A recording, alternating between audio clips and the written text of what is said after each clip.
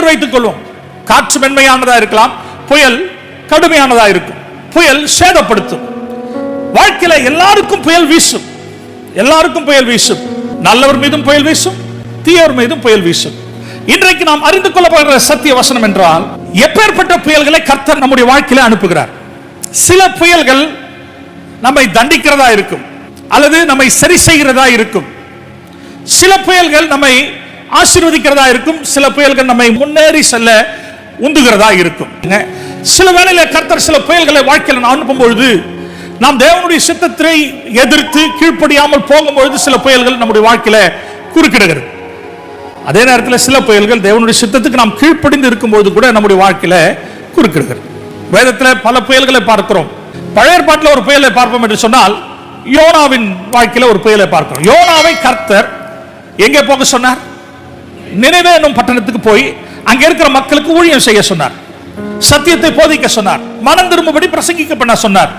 ஆனால் ஊழியக்காரனாகிய யோனா என்ன செய்தான்?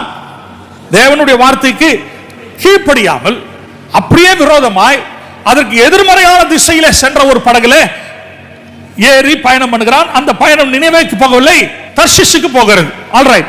அப்போ இந்த எதிர்மறையான காரியங்களை செய்து கொண்டிருந்த அல்லது தேவனுக்கு கீழ்ப்படியாமல் இருந்த யோனாவுக்கு பாடம் கற்பிக்க கர்த்தர் ஒரு புயலை அனுப்பினார். இன்றைக்கும் மீண்டும் சொல்கிறேன், நம்முடைய வாழ்க்கையில வித்தியாசமான புயல்கள் வித்தியாசமான நிலைகளில் வீச கூடும். சில புயல்கள் உங்களுடைய தனிப்பட்ட வாழ்க்கையில வீசலாம். உங்களுடைய பணம், ஆதாரம், ஃபைனான்சியல் கண்டிஷன்ல சில புயல்கள் வீசலாம். உங்களுடைய இமோஷனல் ஸ்டேட்டை சில புயல்கள் அடிச்சு நாசம் பண்ணலாம். உங்களுடைய பிசினஸ் சில புயல்கள் நாசம் பண்ணலாம்.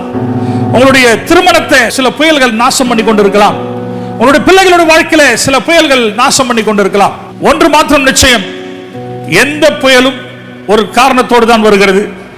அந்த புயலின் இறுதியில தேவனுடைய புயம் விளங்கும். அவரை விசுவாசிக்கிறவர்களை தேவன் நிச்சயம் காப்பாற்றுவார். அல்லேலூயா. சில வேளையில சில புயல்கள் வரும்பொழுது, ஏன் இது நடைபெறுகிறது? எனக்கு ஏன் இந்த புயல் வர வேண்டும்? எனக்கு ஏன் இந்த சோதனை வர வேண்டும்? எனக்கு ஏன் இந்த சூறாவளி என்னை சுற்றி அடிக்க வேண்டும் என்று கேள்விகள் எழும்பலாம். சில வேளையில இதிலிருந்து எப்படி நாம் தப்பிக்க போகிறோம் என்று தெரியாமல் குழம்பி தவித்து வேதனையில தலைகுனிந்து கூட நிற்கலாம். அன்பு சகோதரனே, சகோதரியே, ஒன்று மாத்திரம் நிச்சயம், தேவ வார்த்தை சொல்கிறது, இந்த உலகத்தில் உங்களுக்கு உபத்திரவம் உண்டு.